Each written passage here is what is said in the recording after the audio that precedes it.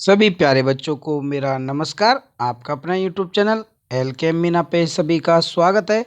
तो प्यारे बच्चों, आज की वर्कशीट हमारी शिक्षा निदेशालय की तरफ से दी जाने वाली कार्यपत्र संख्या हमारी 31 और कक्षा 8 की वर्कशीट है। विषय हमारा सामाजिक विज्ञान। और यहाँ पे सभी बच्चे अपना नाम लिखें, यहाँ पे अपने कक्षा अध्यापक का नाम लिखें। आज की तिथि हमारी 5/2/2021। तो आज की वर्कशीट हमारी बेहद आसान रहने वाली है। सभी बच्चे वीडियो को अंत तक देखकर इसे अच्छे से समझने का प्रयास करें। तो अब तक की जो भी हमारी सामाजिक की वर्कशीट इस वीक में आई है, तो उसी में हमारी राष्ट्रीय आंदोलन संगठन 1870 के दशक से 1947 के दशक से पाठ है, तो उसी के बारे में आई है। तो इस वर्कशीट में भी हम उसी का अध्ययन करेंगे कि जन राष्ट्रवाद का उदय। कि 1919 के बाद अंग्रेजों के खिलाफ चल रहा संघर्ष धीरे धीरे क्या बनाया कि जन आंदोलन में तब्दील होने लगा। कि जैसे आजकल दिल्ली में हमारा किसान आंदोलन चल रहा है, कि पहले तो 2-4 ही लोग इसमें शामिल थे, अब क्या इसमें हर देश का हर किसान आदमी इसमें शामिल हो गया। तो ऐसे ही उन अंग्रेजों के खिलाफ उस टाइम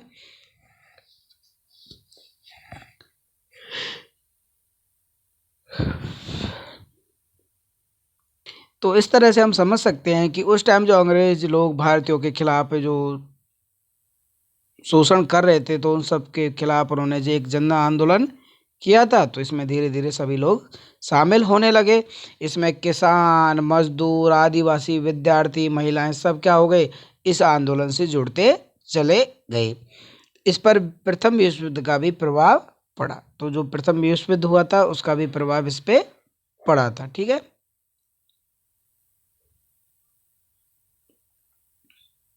तो जो प्रथम विश्व युद्ध हुआ था हमारा 1914 से 1919 के बीच तक हुआ था, तो इसका क्या प्रभाव पड़ा तो वो देख लेते हैं।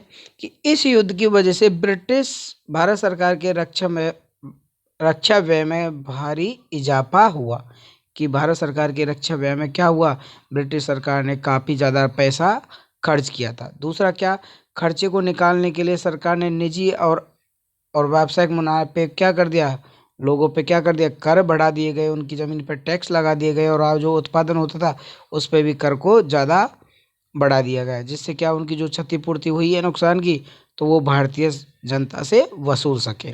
तीसरा, सैनिक व्यय में इजाफे तथा युद्ध आपूर्ति की वजह से जरूरी चीज़ों की कीमतों में क्या आ गया, उछाल आ गया था। ओके भाई, क्या क्या प्रभाव इस पे पड़े, तो उसका इन सब पे किसान, मजदूर वर्ग, आदिवासी जो मजदूर वर्ग है उन पे बहुत ही ज़्यादा भार आ गया था।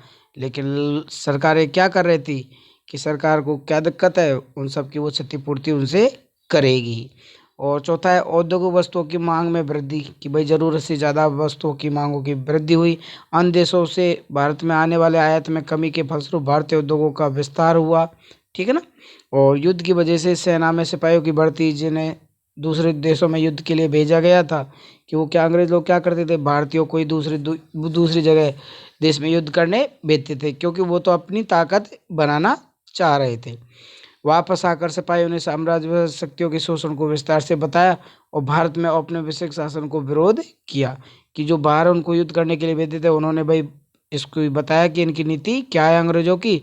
तो वो भारतीय वहाँ से आए जब वापस लौट कर, तो उन्होंने भारतीय लोगों को बताया, और वो सब किसके खिलाफ हो गए, ब्रिटिश शासन के खिलाफ हो गए।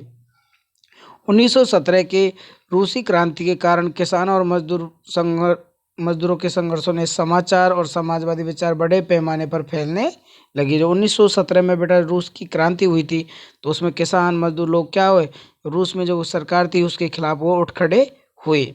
तो इससे भी भारतीयों में क्या हुआ, जन आंदोलन के प्रति जागरूकता जगी, और इससे भारतीय राष्ट्रवादियों को एक नई प्रेरणा भी मिली। ठीक है बेटा। तो इस विश्व युद्ध का काफ़ी प्रभाव पड़ा। तो ये सब भी क्या हो गए, ये भारतीयों के सभी लोग हैं, जो किसान, मजदूर, विद्यार्थी, महिलाएं, तो ये सभी भी क्या हो गए, भारतीय अंग्रेजों के खिलाफ उठ खड़े हुए। तो उनको भी 1919 में जो विश्व युद्ध हुआ तो उसका भी काफ़ी प्रभाव इन सब पे पड़ा। प्रश्न नंबर 1 है हमारा कि 1919 के पश्चात अंग्रेजों के खिलाफ चल रहा संघर्ष आंदोलन जन आंदोलन क्यों कहलाने लगा। तो करते चलिए, इसका आंसर अभी हम करेंगे और क्वेश्चनों को पढ़ लेते हैं। कि भारतीय उद्योगों के विस्तार में प्रथम विश्व युद्ध किस प्रकार सहायक सिद्ध हुआ। तो ये सब भी कारण हैं।